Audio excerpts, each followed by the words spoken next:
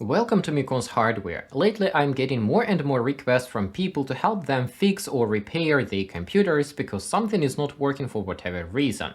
In this video I have decided to tell about several the most annoying issues for me. Yes, I would like to emphasize that I'm going to talk about the most annoying issues, not the most complicated, not the most common, but the ones which are the most annoying for me. Okay, the first one is when people are tightening the motherboard screws inside the chassis too tight. In that case, the bottom screw and the top screw which is holding the motherboard in the chassis are getting too tight connection which is stronger than the connection between the bottom screw and the chassis. In this case, when I'm getting a computer assembled by someone else and I need to investigate a problem or maybe replace a malfunctioning motherboard, I'm attempting to unscrew the motherboard from the chassis, and when I'm trying to remove the top screw to take out the motherboard, instead of unscrewing the top screw from the bottom screw unscrews itself from the chassis. In this case, the bottom screw grows up in height and it adds some extra pressure between the chassis and the motherboard. The motherboard bends under the pressure and it may lead to some potential cracks in the motherboard. There is no way to fix this problem because you cannot fix this bottom screw from the backside of the chassis because there is simply nothing to hold the screw with. It is very annoying, and sometimes when you don't see that unscrewing the top screw actually unscrews the bottom screw, you may damage your motherboard because of the back pressure between the motherboard and the chassis. The next annoying issue is related to the I/O shields. Most of the I/O shields have some extra nips at the back side of the I/O shield. This one has one over here for the DVI port and one over here for the HDMI port, but some other I/O shields may have it for the network port, for USB ports, and maybe some other ports if you have something extra on your I/O shield. It often happens that these extra nips are sticking straight out from the I/O shield, and when you install the motherboard, they go straight into the motherboard port. It is very easy to miss it and screw in the motherboard in this way. Later on, when the computer is fully assembled, you will try to plug in your HDMI cable or network cable and it will simply not work because that space is occupied by these extra nips.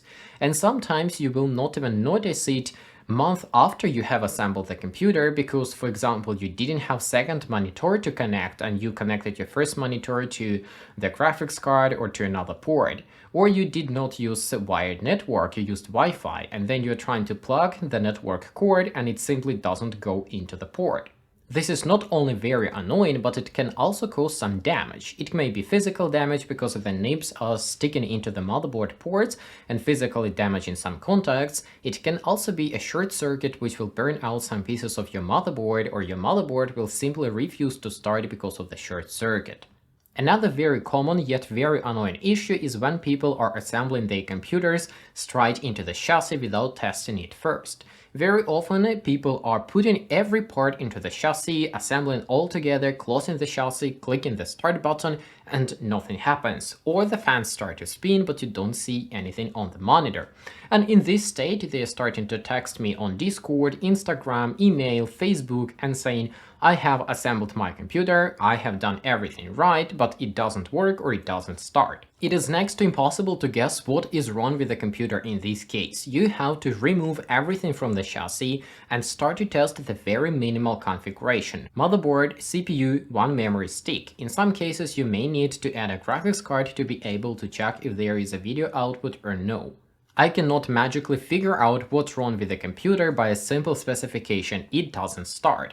You have to test each component one by one and isolate the problem, what is wrong. It is also very annoying when people are assembling computers like this and just bringing it to me, and I have to take everything out from the computer myself, which takes extra time to be able to isolate the issue, instead of testing the components before putting them into the chassis. All premium or semi-premium chassis are using removable expansion slot brackets like these ones, which can be installed and removed from the back of the chassis using this top screw. But the budget-friendly chassis, they have single-time use, some kind of a placeholders which you have to break out to be able to install your expansion slots. These cannot be placed back into the place, and you need to physically break them out by bending the piece into the chassis and back into the chassis and back. It is very annoying when people are forgetting to remove these placeholders from the chassis before installing a motherboard into the chassis. Very often when you're bending this piece inside the chassis, the bottom part of the piece is scratching the motherboard and it may damage the motherboard or remove some components from the motherboard. When you have spent multiple hours testing your components and then putting everything into the chassis just to figure out that you cannot install the final piece of the graphics card because the placeholders are still in place, it is very tempting to try to break out those placeholders without removing the motherboard. This is a big mistake because you can damage your motherboard permanently or scratch the PCB on the motherboard by trying to bend them in out with the motherboard inside the chassis.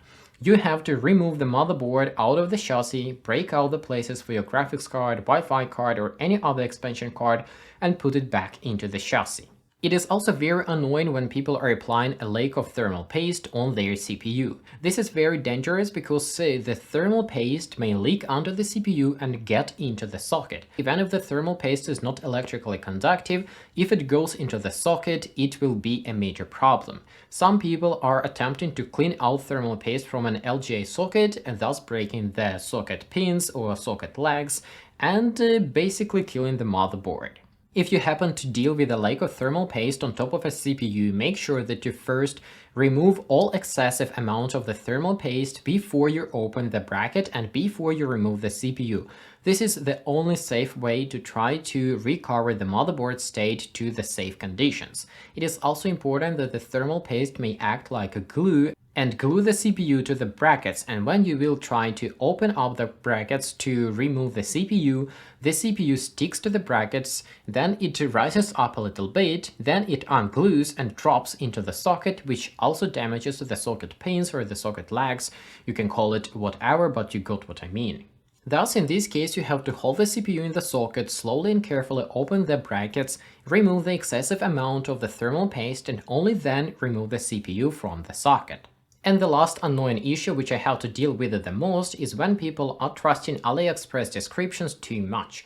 Very often people are texting to me, I have bought an X99 bundle with the E5-2620v3 and DDR4-24 or 2600, but I cannot make my memory work faster than DDR4-1866.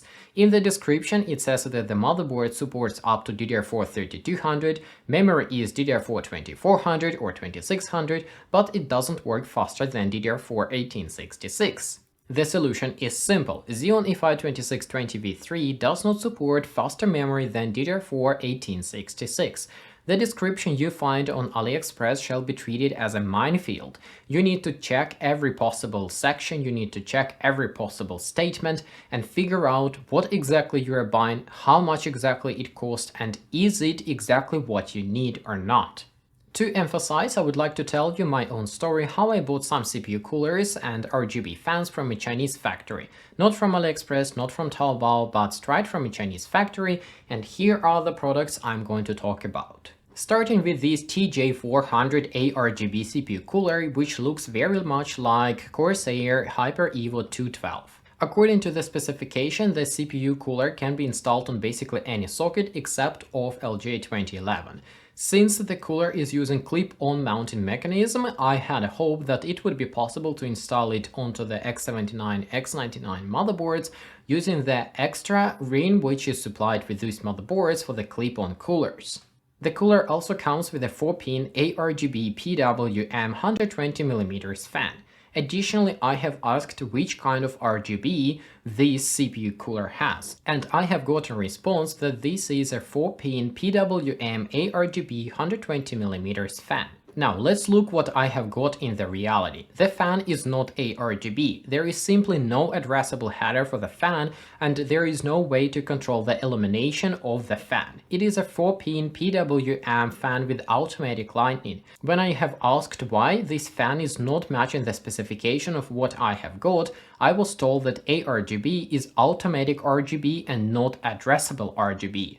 For me, ARGB, and for any other sane person, ARGB is addressable RGB when you have an extra RGB header to be able to adjust the illumination of your fan. For Chinese, ARGB is automatic RGB, which means it lights in automatic fashion and you have no control over it. The second issue is that the mounting mechanism or the mounting bracket is so big that it is not possible to install the CPU cooler on many LJ1151 and LJ1200, even AM4 motherboards, because the mounting bracket is interfering with the VRM radiators, with graphics cards if the graphics card is installed too close to the CPU socket, or with the M.2 heatsinks if the M.2 slot is located very close to the CPU and there is a massive heatsink. It is also not possible to use the ring for X79, X99 motherboards because the mounting bracket is so big that it doesn't fit into the ring. Overall, the quality of the cooler, the quality of the fan is kinda decent and it performs very close to Cooler Master Hyper Evo 212, but it is not the cooler that I have ordered and that I have bought according to the specification. That's why I'm very frustrated and very annoyed. The next item is this pack of ARGB fans with an RGB controller, which is TF120 3-in-1 ARGB kit. According to the specification, I supposed to get 3 PWM ARGB fans with an ARGB controller, and what I have got is 3 3-pin voltage regulated fans. When I have contacted the seller and asked what the heck, why I have ordered 4-pin fans and you sent me 3-pin fans, the response was very simple. Most of our customers prefer 3-pin fans because they are cheaper. We had 3-pin fans in stock and that's why we sent you 3-pin fans instead of 4-pin fans. This is just a mind-blowing explanation and I have no clue how you can make business with such people, because according to the specification, this box supposed to have 3 4-pin PWM ARGB fans with a controller which is able to adjust illumination of these fans. And even though the overall quality of the product is not bad, the fans are fairly decent, illumination is okay, it is not noisy, and the controller is also working with the fans, so it is possible to adjust the illumination of the fans. But it is still 3-pin fans, it is not what I have ordered. I have paid for 4-pin fans and I was expecting to get the 4-pin fans, not 3-pin fans. Well, and here we get a 120mm liquid cooler from China called Integral 120. According to the specification, this is supposed to be ARGB cooler, which is possible to install on basically any socket including LJ2011, means X79, X99 platform. What I have got in the reality is that the CPU cooler is not ARGB at all. The illumination of the pump and of the fan is completely static. It is not possible to adjust it. What is even more annoying is that the cooler does not have brackets to install on LJ2011 socket. After a back and forth discussion with the Chinese, I was able to force them to send me the mounting mechanism for LJ2011 socket for free, but I'm still very disappointed because I was buying explicitly ARGB version, which would be possible to install on all possible sockets, but I have got something completely different. The overall performance of the cooler is very similar to Corsair H55, which means it is not enough to cool overclocked 8-core Miyconst, but is perfectly fine for X79 and X99 CPUs such as E5-1650, 1620, i7-5820K and other CPUs which can be overclocked. It is fairly easy to cool down those CPUs even though they produce excessive amount of heat because they are soldered to the IHS and because they have big area of the CPU die. I have also tested this Integral 120 with i7-8700K or clocked of course, and the cooler was not capable to keep that thing cool because it produces a lot of heat in a one tiny spot, and this all-in-one liquid cooler is simply not capable to dissipate that much heat from one single spot. But if with overclocked E5-1650 or with overclocked E5-1650v3, this Integral 120 is a good deal, especially considering the price I have paid for it. And the last purchased cooler is this tiny Bazalt 120. According to the specification, it is a low-profile cooler which comes with a 120mm 3-pin voltage-regulated fan which has static illumination. Much to my surprise, this was the only item which was matching their specification.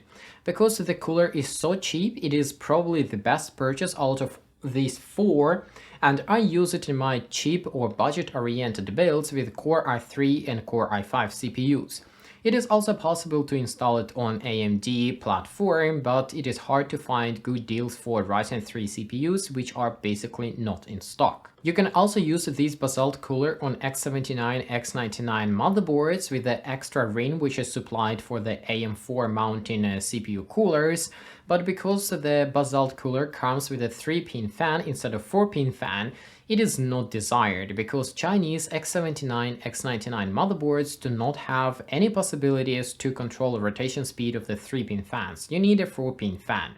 And this is all I have for this video. I hope it was interesting. Always stay careful, pay attention to every tiny detail, make sure that you're assembling your computer in steps and validating each step. In that case, you will be able to avoid many unnecessary and annoying issues. Thanks for watching, thanks for listening, goodbye.